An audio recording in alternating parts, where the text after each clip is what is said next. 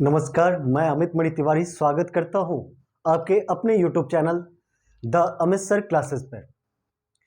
हम लोग नदी तंत्र के बारे में पढ़ रहे हैं, यानी रिवर सिस्टम के बारे में।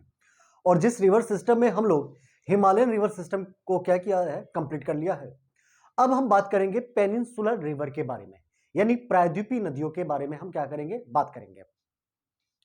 ध्यान देने वाली बात है, ये आप दक्षिण का हिस्सा देख रहे हैं, ये दक्षिण का हिस्सा, ये दक्षिण इंडिया यानी साउथ इंडिया जो आप देख रहे हैं, इसी को पेनिनसुला कहा जाता है या प्रायद्वीप कहा जाता है। प्रायद्वीप का मतलब क्या होता है, यानी भूमि का वह भाग, ठीक है ना, जो क्या हो, तीन तरफ से जल से घिरा हो, प्रायद्वीप कहलाता है। हमें बात क्या करनी है, इसी प्रायद्वीप के बारे में बात करनी है। आप इंडिया को देख रहे हैं और इंडिया का आप वेस्टर्न साइड देख रहे हैं, वेस्टर्न साइड, ये वेस्टर्न साइड, यह वेस्टर्न जो साइड है यह अरेबियन सी से कवर है, अरेबियन सी से। साउथर्न जो पॉइंट है, दक्षिण वाला जो हिस्सा है, वो इंडियन ओशियन से कवर है, यानी हिंद महासागर से क्या हो, कवर है। और यहीं पर आप ईस्टर्न साइड देखेंगे तो ये जो है बे ऑफ बंगाल से कवर है। किससे कवर है? बे ऑफ बंगाल से। यानी कोई भी लैंड का जो पार्ट होगा वो अगर तीन साइड से, जो तीन साइड है उससे वो वाटर बॉडी से कवर होगा, ठीक है, तो उसे क्या कहा जाएगा, उसे पेनिनसुला या प्रायद्वीप कहा जाएगा। अब ये पेनिनसुला या प्रायद्वीप भारत है, यानी दक्षिण भारत है। और दक्षिण भारत में जो नदियां बहती है, इन्हीं नदियों को क्या कहा जाता है, प्रायद्वीपीय नदियां कहा जाता है। तो हम हेडिंग डालेंगे प्रायद्वीपीय नदियां। गुड इवनिंग सभी को।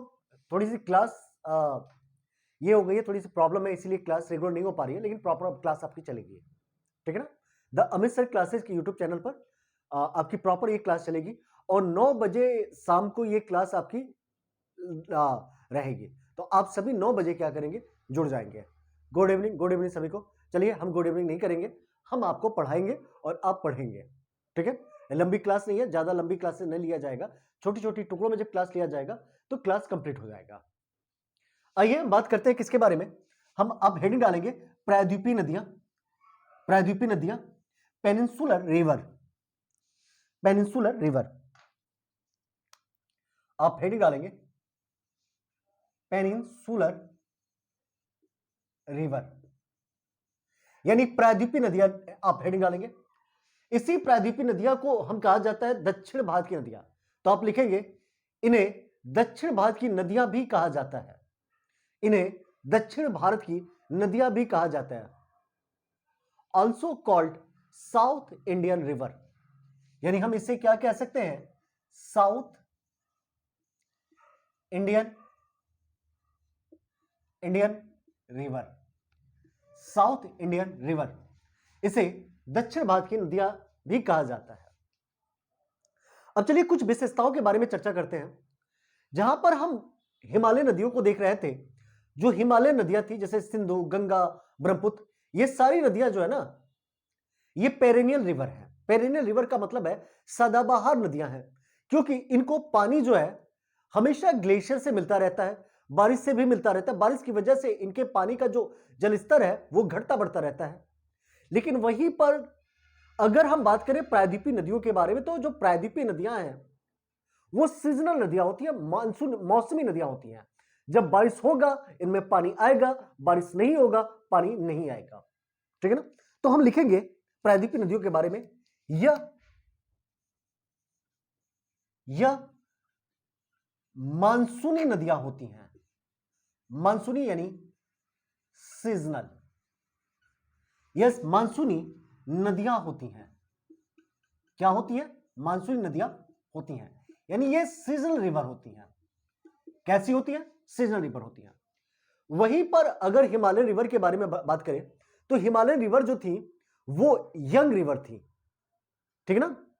वो क्या थी? युवा नदियां थी, यंग रिवर थी। वहीं पर जो प्रायद्वीपीय नदियां हैं वो क्या है? ओल्डेस्ट रिवर है, वृद्ध नदियां हैं। क्योंकि हम सभी जानते हैं कि जो हिमालय है वो प्रायद्वीप के बाद बना है, ठीक है, प्रायद्वीप के बाद बना है। सबसे पूरा जो हमारे भूमि की बात करें, लैंड की बात करें, सबसे प्राचीन लैंड जो है वो प्रायद्वीप का है। अगर प्रायद्वीप का लैंड सबसे प्राचीन है, भूमि सबसे प्राचीन है, एंशिएंट है, ओल्डेस्ट है, तो यहां की नदियां भी सबसे क्या होंगी? ओल्डेस्ट होंगी। तो लिखा जाएगा नेक्स्ट पॉइंट पे, यहां की नदियां, कहां की, प्रायद्वीप की या दक्षिण भारत की, यहां की नदियां प्राचीन नदियां हैं, प्राचीन नदियां हैं, या हम कह सकते हैं ये ओल्ड रिवर्स हैं, old river, ancient river, old river कह सकते हैं। ठीक है ना। अब क्या हो गया है कि ये नदियां जो है ना आकार में छोटी होती हैं। कैसी होती है? आकार में छोटी होती है, साइज इनका छोटा कहा जाता है। अब इन नदियों को जो फ्लो के आधार पर क्या किया गया, दो बराबर भागों में बांटा गया, दो भागों में बांटा, बराबर नहीं, दो भागों में बांटा गया फ्लो के आधार पर। देखिए सपोज दैट ये जो है अब दक्षिण भारत का हिस्सा है। ठीक है, इस दक्षिण भारत के हिस्से में आप यहां पर देखेंगे तो ये जो है पश्चिमी घाट है, पश्चिमी घाट है। इस पश्चिमी घाट के जो पूरब से निकलेंगी नदियां और वो पूरब की ओर बहते हुए यहां पे आएंगे और बंगाल की खाड़ी में गिर जाएंगे, बंगाल की खाड़ी में गिर जाएंगे। वहीं पर जो पश्चिम से निकलने वाली नदियां होंगी वो क्या होंगी, अरब सागर में गिर जाएंगी।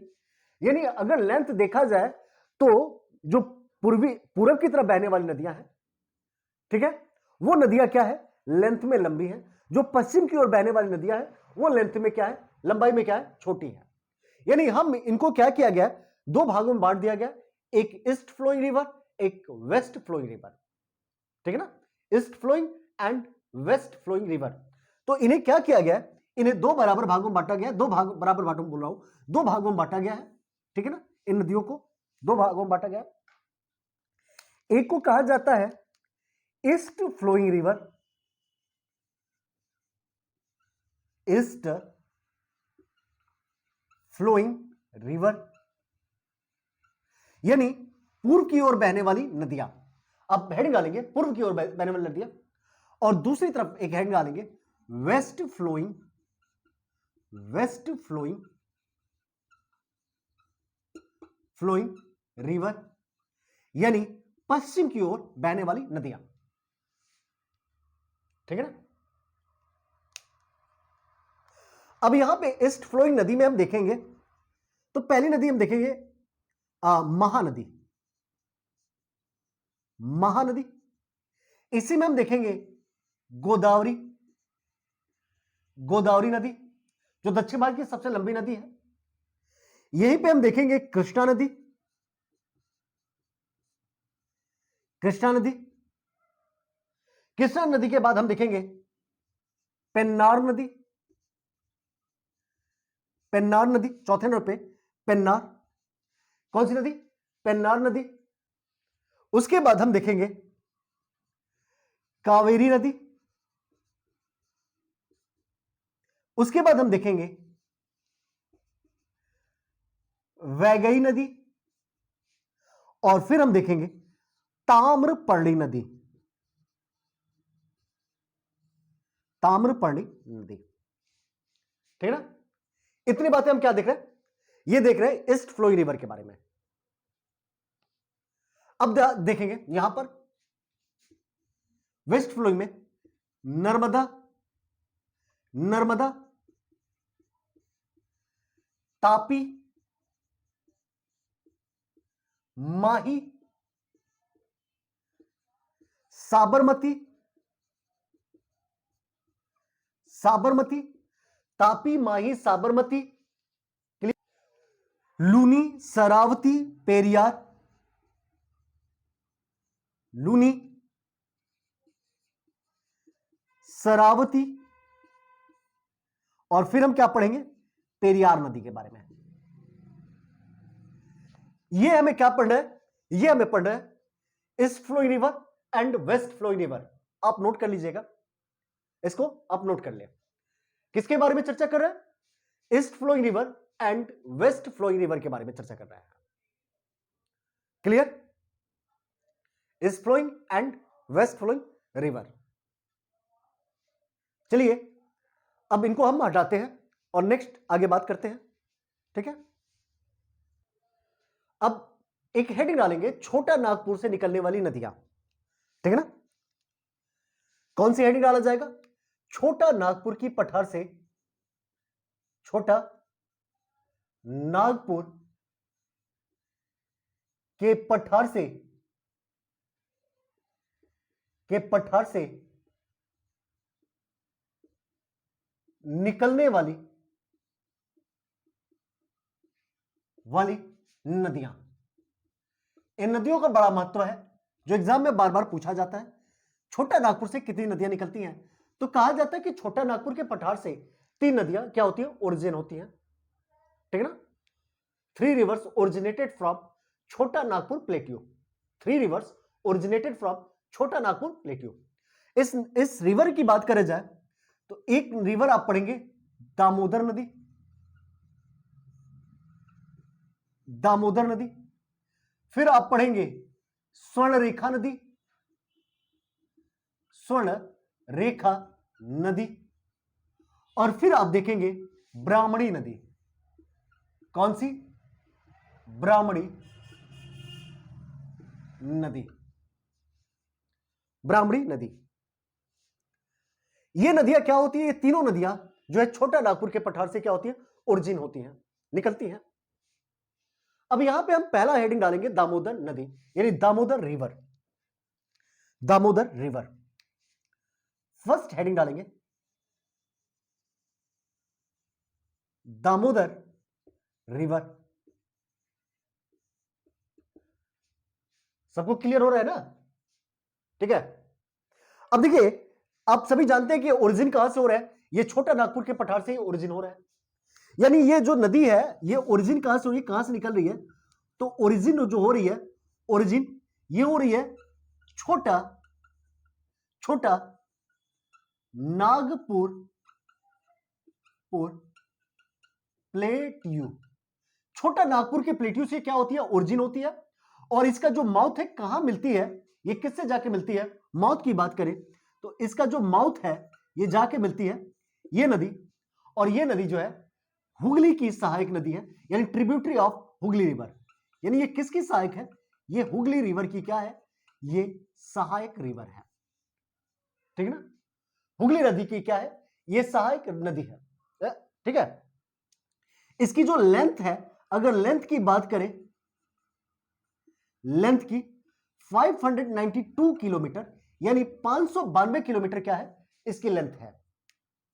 और ये जो रिवर है, यह रिवर पश्चिम बंगाल, वेस्ट बंगाल और यह नदी जो है झारखंड से में होकर बहती है। कहां कहां पर? तो यह पश्चिम बंगाल और झारखंड में होकर बहती है। ठीक है। यह नदी क्या करती थी? पश्चिम बंगाल और झारखंड में बाढ़ बहुत लाती थी, बाढ़ लाती थी। हुआ क्या कि 1948 पर इस पर, जैसे 1933 में क्या हुआ था, अमेरिका ने कहा था कि देखो हम लोग क्या कर सकते हैं, हम लोग नदी पर ही डैम बना देंगे, और जब डैम बना देंगे तो नदी के पानी को हम मल्टीपर्पज कामों में यूज करेंगे। ठीक है ना? और उन्होंने अपनी टेनेसी नदी पर एक डैम बनाया, एक प्रोजेक्ट बनाया, जिसे उन्होंने नाम दिया टेनेसी प्रोजेक्ट। ठीक है ना? टेनेसी डैम प्रोजेक्ट या टेनेसी प्रोजेक्ट। भारत में भी जो टेनेसी प्रोजेक्ट थी 1933 वाली, 1933 वाली, यानी यूएसए की एक प्रोजेक्ट थी।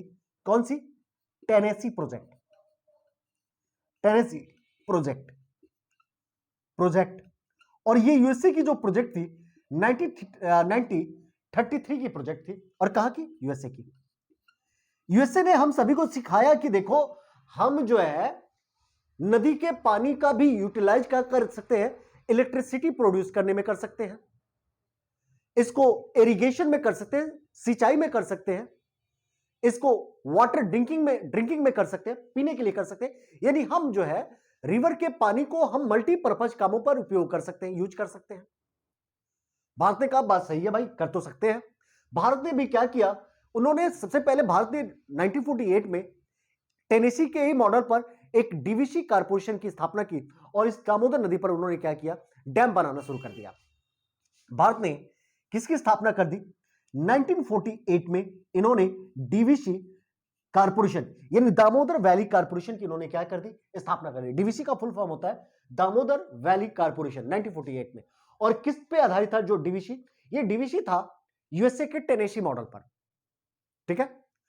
अब जब डीवीसी की स्थापना की गई तो इसे कहा जाता है बहुउद्देशीय परियोजना, मल्टीपर्पज प्रोजेक्ट। आगे हम बात करेंगे मल्टीपर्पज प्रोजेक्ट पर। यह स्थापित कर दी गई इसी किस पर, दामोदर रिवर पर पहली बार।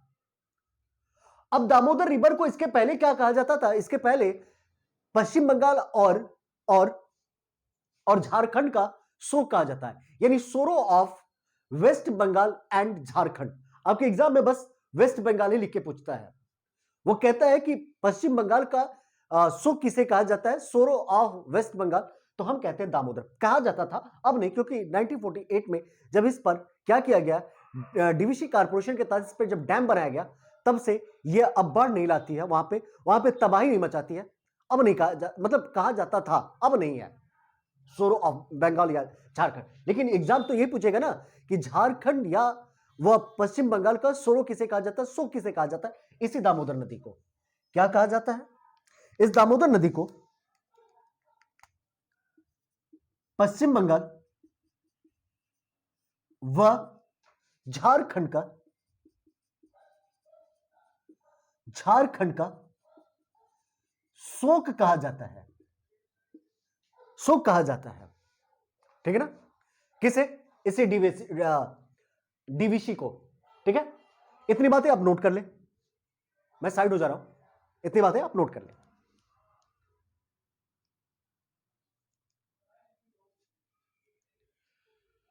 अब देखिए, ये जो नदी है छोटा नागपुर के पठार से तो निकलती है, और साथ ही साथ ये छोटा नागपुर के पठार से बीचों बीच से होकर बहती है। कहां से होकर बहती है, तो ये जो नदी है दामोदर नदी जो है, यह दामोदर नदी छोटा नागपुर के पठार से बीचों बीच से होकर बहती है। और यह नदी क्या करती है, छोटा नागपुर के पठार को दो बराबर पठारों में डिवाइड कर देती है। उसके उत्तर वाले भाग को कहते हैं हजारीबाग और दक्षिण वाले भाग को कहते हैं रांची। यानी यह क्या करती है नदी, यह हजारीबाग और रांची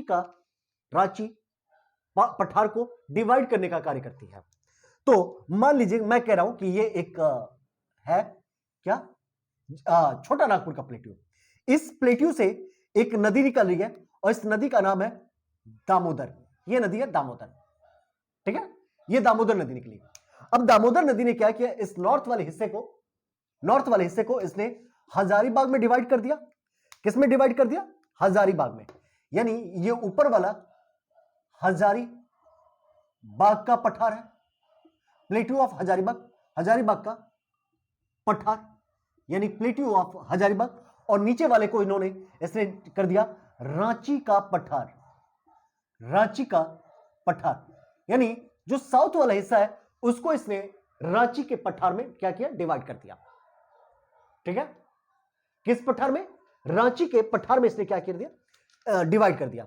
अब देखिए, हम सभी जानते हैं कि जो छोटा नागपुर का पठार है, ये खनिज संपदा की दृष्टि से यानी मिनरल से ये क्या है, रिच एरिया है, समृद्ध एरिया है खनिज संपदा की दृष्टि से। अब यहां पर क्या होता है, बिटुमिनस कोयला पाया जाता है, और बिटुमिनस कोयला जो है जर्मनी के रूर प्रदेश में भी पाया जाता है और सर्वाधिक मात्रा में पाया जाता है, तो यहां पर भी पाया जाता है। इसलिए क्या कहा जाता है, जो दामोदर नदी है उसे क्या कहा जाता है, उसे भारत का रूर प्रदेश कहा जाता है। यानी हम कहें दामोदर नदी में, नदी क्षेत्र में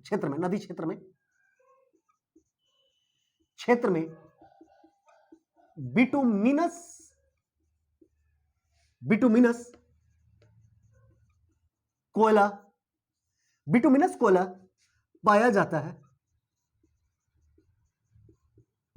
है। अतः इसे भारत का रूर प्रदेश कहा जाता है,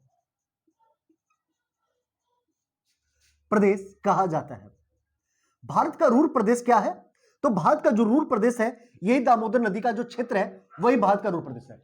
अगर रूर बात करूं मैं, रूर जो क्षेत्र है वो कहां पर है, तो वो आप कहेंगे कि सर ये है जर्मनी में। और वहीं से क्या करते हैं हम लोग, कंपेयर करते हैं भारत की। हम जो जिस कोयले की बात कर रहे हैं, बिटुमिनस कोयले की, तो कोयला भी जो होते हैं, कोयले के प्रकार भी होते हैं। अगर कोयले के प्रकार भी कहा जाए तो इसके 4 प्रकार होते हैं। पहला प्रकार, अगर कोयले की प्रकार की बात करें तो जो पहला प्रकार होता है एंथ्रेसाइट होता है, सबसे अच्छी क्वालिटी की जो कोयला होती है वो एंथ्रेसाइट होती है। कौन सी होती है? एंथ्रेसाइट, सबसे अच्छे प्रकार की कोयला। दूसरे नंबर पे आती है बिटुमिनस, जो भारत में सबसे ज्यादा पाई जाती है, बिटुमिनस कोयला, मिनस कोयला, ठीक है। तीसरे नंबर पे जो कोयला होती है वो लिग्नाइट होती है, लिग्नाइट। और चौथे नंबर की जो कोयला होती है वो होती है पीट। सबसे घटिया कोयला जो होती है वो पीट होती है, ठीक है। सबसे खराब क्वालिटी की जो कोयला होती है वो कौन सी होती है? पीट होती है। और सबसे अच्छी क्वालिटी कोयला कौन होती है? एंथ्रेसाइट। और दूसरे नंबर पे जो कोयला है बिटुमिनस, जो सर्वाधिक मात्रा में भारत में पाई जाती है। अब मैं बात कर रहा हूं दामोदर नदी। दामोदर नदी जो है वो रिफ्ट वैली में फ्लो करती है, ठीक है ना। भ्रंश घाटी में क्या होती है? बहती है। तो बात करें कि जो दामोदर नदी है, दामोदर नदी रिफ्ट घाटी यानी रिफ्ट वैली, यानी इसे कहते हैं भ्रंश घाटी में बहती है, किस में फ्लो करती है? तो यह भ्रंश घाटी में क्या करती है? फ्लो करती है। कौन? दामोदर नदी। देखिए भ्रंश घाटी बनता कैसे है? भ्रंश घाटी, रिफ्ट वैली जो है बनती कैसी है? तो कहा जाता है कि हमारे पृथ्वी के अंदर जो पृथ्वी है इस पर क्या होता है, नीचे की तरफ कुछ फोर्स वर्क करते हैं, कार्य करते हैं प्लेटों पर। तो मान लीजिए कि कुछ फोर्स क्या है, एक दूसरे के अपोजिट दिशा में काम करे। मान सपोर्टेड, मैं नीचे वाले हिस्से को मिटा रहा हूं, इस वाले हिस्से को मैं मिटाता हूं। सपोर्टेड, मान लीजिए कि ये क्या है, एक प्लेट है, अर्थ जो जिस पर हम खड़े हैं उसका एक प्लेट है, और इस प्लेट में दो अपोजिट साइड में क्या हो रहा है? फोर्स लग रहा है अपोजिट साइड में। अब जब फोर्स लगा तो हमने क्या देखा? हमने देखा कि ये वाला हिस्सा जो है ना क्रैक पड़ने लगा इस हिस्से में। तो हमने देखा कि ये जो हिस्सा है कुछ इस प्रकार बन गया, ठीक है। अब ये वाला हिस्सा बन गया, इसी को कहते हैं रिफ्ट वैली। अब इसमें जो नदी बहेगी उसी नदी को कहा जाता है रिफ्ट वैली में फ्लो होने वाली नदी। अब भारत में जो नदियां हैं रिफ्ट वैली में जो फ्लो करती है, जहां से प्रश्न पूछा जाता है तो रिफ्ट वैली में फ्लो करने वाली दामोदर नदी तो है ही, साथ ही साथ नर्मदा नदी भी रिफ्ट वैली में फ्लो करती है, और तापी नदी भी जो है, रिवर भी है, वो भी क्या होती है? रिफ्ट वैली में फ्लो करती है। यानी हम बात करते हैं नर्मदा नदी और साथ ही साथ तापी नदी, ये दोनों नदियां क्या होती हैं? ये रिफ्ट वैली में फ्लो करती हैं, साथ ही साथ दामोदर, ठीक है ना। अब प्रश्न आ जाएगा कि कौन कौन सी नदियां जो है रिफ्ट वैली में फ्लो करती हैं? आप कहेंगे कि सर नर्मदा, तापी, दामोदर, ये क्या है? भ्रंश घाटी में फ्लो करती है। यहां पे प्रश्न ये आता है कि जो नर्मदा रिवर है, नर्मदा नदी है, यह नर्मदा नदी को जैविक मरुस्थल भी कहा जाता है। जैविक मरुस्थल का मतलब हो गया कि जिस जगह पर क्या हो, जीव जंतु ना पाए जाए, ठीक है। तो कहा जाता है कि आप सभी जान रहे हैं कि जो दामोदर नदी है वो ऑलरेडी छोटा नागपुर के पठार के बीचों बीच से बहती है और वहां पर कोयले के लिए प्रसिद्ध है। अब देखिए क्या हुआ कि कोयले का खनन होने लगा। जब कोयले का खनन होने लगा तो जो कोयले से निकलने वाले पदार्थ थे, ठीक, काले काले पार्टिकल्स थे, वो क्या हुए? इसी दामोदर नदी में जाके पड़ने लगे। जब पड़ने लगे, पानी क्या हो गया? पानी का कलर बदलने लगा, उसमें जो जीव जंतु थे वो मरने लगे, और जब मरने लगे तो जीव जंतु की मात्रा जब कम हो जाएगी, जीव जंतु पाएंगे नहीं, तो उसे क्या कहा जाएगा? जहां जीव जंतु ना हो उसे मरुस्थल, और साथ ही साथ जीव जंतु नहीं है तो जैविक नाम दे दिया गया। यानी जो दामोदर नदी है उसे जैविक मरुस्थल यानी बायोलॉजिकल डेजर्ट कहा जाता है। और दामोदर नदी नहीं है, स्वर्ण रेखा नदी भी जो है ना बायोलॉजिकल डेजर्ट है, वो भी छोटा नागपुर के पठार से निकलती है। तो हम आगे की बात करेंगे, दामोदर नदी और कौन सी नदी है? और जो है स्वर्ण रेखा नदी है, स्वर्ण रेखा नदी। इन्हें क्या कहा जाता है? अत्यधिक प्रदूषण है ये, अत्यधिक प्रदूषण के कारण क्या है? अत्यधिक प्रदूषण, एक्सेसिव पॉल्यूशन है, अत्यधिक प्रदूषण। और अत्यधिक प्रदूषण के कारण इन्हें क्या कहा जाता है? जैविक मरुस्थल यानी बायोलॉजिकल डेजर्ट, जैविक मरुस्थल कहा जाता है। मरुस्थल बायोलॉजिकल डेजर्ट कहा जाता है। तो कौन कौन सी नदियां जो है बायोलॉजिकल डेजर्ट है? आप कहेंगे सर दामोदर नदी, स्वर्णरेखा नदी, ये क्या है? अत्यधिक प्रदूषित हो गई है, जिस कारण इन्हें क्या कहा जाता है? इन्हें बायोलॉजिकल डेजर्ट कहा जाता है। बात क्लियर? अब इसकी सहायक नदियां पूछी जाती हैं और ये जो है सबसे इंपॉर्टेंट है इसकी सहायक नदियों के। तो सहायक नदियों में जो प्रश्न बनता है वो है कोनार नदी, सहायक नदियां यानी ट्रिब्यूटरी ऑफ दामोदर रिवर। तो हम बात करेंगे जो कोनार नदी है, कोनार नदी, बराकर नदी, बराकर नदी, बोकारो नदी,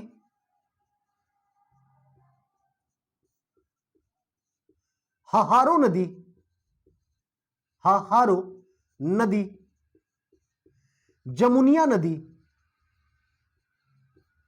जमुनिया नदी। इस प्रकार के जो नदियां हैं वो क्या है, वो जो है ये दामोदर की सहायक नदी है। वहीं पर अजय जो नदी है, अजय नदी, वो हुगली की सहायक नदी है। हुगली की सहायक नदी दामोदर भी है और अजय भी जो नदी है वो भी क्या है, हुगली की सहायक नदी है। तो आप नोट डाल के लिख लेंगे कि अजय नदी हुगली की सहायक नदी है, अजय नदी हुगली की सहायक नदी है। ठीक है, आपने नोट डाल के आपने लिख लिया। चलिए अब हेडिंग डालेंगे स्वर्ण रेखा नदी। दूसरे नदी की तरफ आप हेडिंग डालेंगे, दूसरी जो नदी है वो आप हेडिंग डालेंगे स्वर्ण रेखा नदी, स्वर्ण रेखा नदी।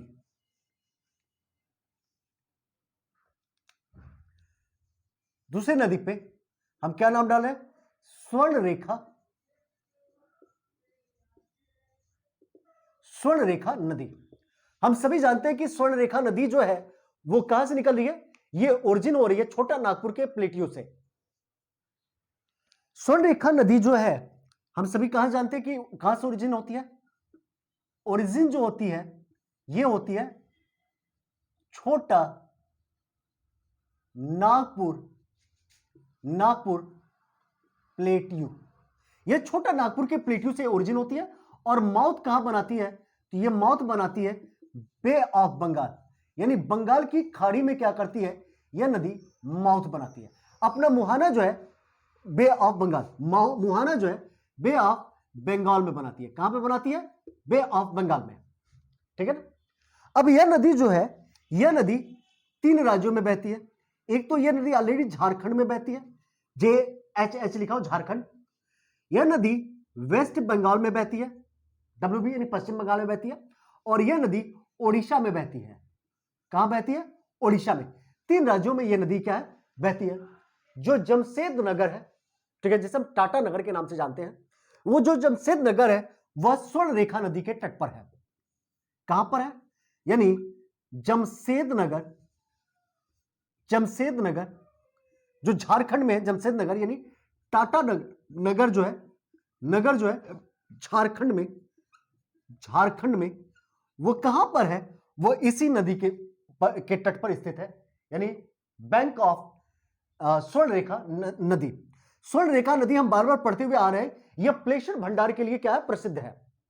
यानी इसमें सोने के छोटे छोटे कण पाए जाते हैं और जिसके लिए क्या है, यह प्रसिद्ध है। यानी यह नदी, यह नदी प्लेशर भंडार के लिए, प्लेशर भंडार के लिए प्रसिद्ध है। किसके लिए प्रसिद्ध है, प्लेशर भंडार के लिए प्रसिद्ध है। ठीक है, और ब्राह्मणी नदी के बारे में हमें कुछ पढ़ना ही नहीं है। ठीक है ना। अब यहां तक की हम बात कर लिए। अब जो नेक्स्ट क्लास होगी उस नेक्स्ट क्लास में हम लोग जो बात करेंगे वो बात करेंगे ईस्ट फ्लोइंग पेनिनसुलर रिवर। तो मैं उम्मीद कर रहा हूं कि ये क्लास आपको पूरी की पूरी समझ में आई होगी, और जब समझ में आई होगी तो आप क्या करेंगे, इसके नोट्स बनाएंगे। ठीक है ना, प्रॉपर नोट्स बनाएंगे, रिवीजन करेंगे। अब आपकी क्लासें प्रॉपर आपको इस YouTube चैनल यानी द अमित सर क्लासेस के YouTube चैनल पर आपको प्रॉपर मिलती रहेंगी। तो चलिए आज के लिए धन्यवाद, इतना ही। ठीक है।